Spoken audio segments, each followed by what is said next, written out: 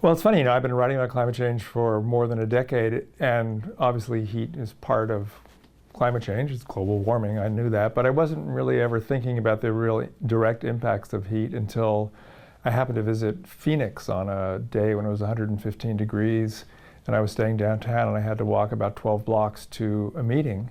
And by the time I walked those 12 blocks, my heart was pounding, I was feeling lightheaded, and I realized, oh my goodness, if I had to go another 12 blocks, I don't know if I would make it. And it just occurred to me, it's like heat has a powerful effect on us, and in a very immediate way. And I realized that despite all of my years as a climate journalist, I'd never really considered that. And the book was really born there. I really wanted to talk about heat as an immediate impact on us and on all living things.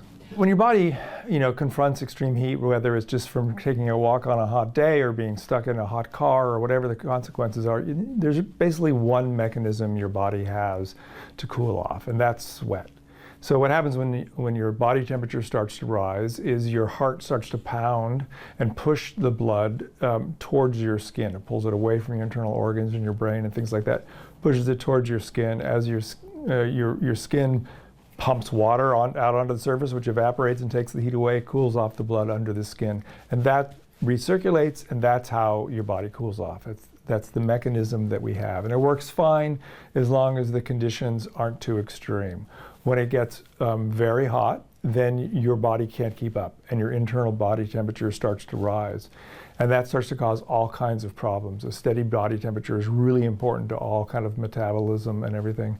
So as your internal body temperature starts to rise, you get all kinds of problems, like you get lightheaded, you get hallucinogenic as the blood is being pulled away from your brain and from internal organs. If your temperature inside gets up around 103, 104, the actual membranes of your cellular structures begin to melt. The proteins that control the functions of those cells begin to unfold. Your body starts hemorrhaging inside. You literally melt from the inside. The cause of death for Jonathan Garish, Ellen Chung, Aurelia Miju Chung Garish has been determined as hyperthermia and probable dehydration.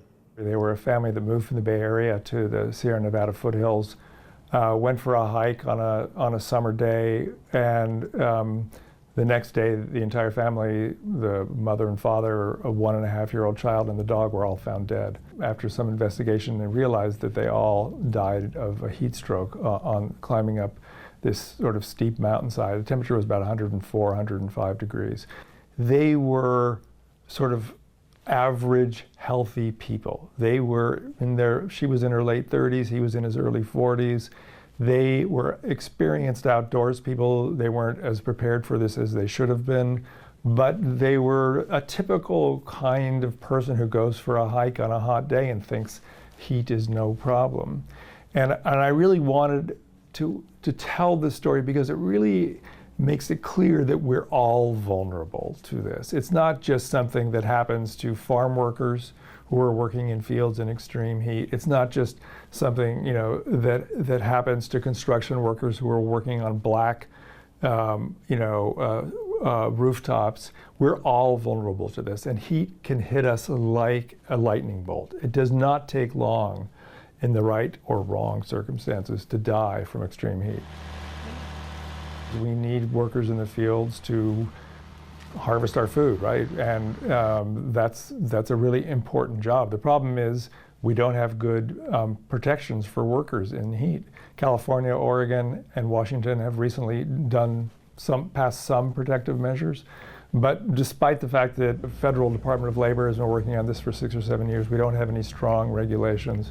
There's still not a real sense of the risks of extreme heat and the dangers of extreme heat. And farm workers, outdoor workers of all sorts are the ones who are the most vulnerable and need the most protection. And the story I wrote in my book about a farm worker named Sebastian Perez, who died in a field in Oregon during the 2021 heat wave in the Pacific Northwest, was a classic example. I mean, he was from Guatemala. He understood the dangers of heat, but he also understood that if he was out in the field and he was working and he stopped to take a shade and a rest break, he would likely be fired. And if he was going to, he couldn't afford that. He was trying to save money for a house with his family back in Guatemala. So he made the miscalculation that he would be okay, and he wasn't okay. And his colleagues, the other farm workers, found him in the field dead from heat stroke. And air conditioning is not some kind of magic technology. It doesn't remove heat from the world. It just transfers it from one space to another. Anyone who's walked by an outdoor, like a window air conditioner, feels that immediately. You know, it's a technology that takes the air cools the air that's in the room, but blows that heat outside. And it's one of the many reasons why cities are much hotter than the surrounding area. Part of it is because the air conditioner is blowing all the hotter air out of the interiors towards the exterior. And part of it is because we build cities without thinking about cooling, and we have, you know, black asphalt everywhere, concrete everywhere, glass, steel, all this stuff absorbs and then radiates heat back out. And so there's this phenomenon called urban heat island effect, which is basically a universal phenomenon. Some cities are worse than others. But, you know, cities are very hot places, and they're, in a heat wave, very dangerous places because you have a large concentration of people there, and many people in cities who don't have air conditioning, especially in cities in the Bay Area here, because when I grew up here, I didn't know anybody who had air conditioning. I never even thought about it, right? And now it's becoming more and more of a requirement, but still, a lot of people don't have it. Well, the problem with the phrase global warming and the problem with the way we talk about climate change is, first of all, global warming just sounds like better beach weather. I mean, it just sounds like, okay, who's against a little bit warmer days? You know, that sounds fine to me, you know? And then when we talk about climate change, there's a lot of talk about 1.5 C or 2 C, warming, which will have, we're told accurately, that there will be tremendous consequences of that. But to most people, 1 or 2 C, which translates into 2 or 3 or 4 degrees Fahrenheit, just doesn't sound like a big deal. I mean, a 75-degree day doesn't feel that different than a 79-degree day. So we don't comprehend the consequences. As we push the temperature of the planet hotter, not only is the baseline heat getting higher, but because of the way we're kind of messing up the dynamics of the atmosphere, we're getting more and more extreme.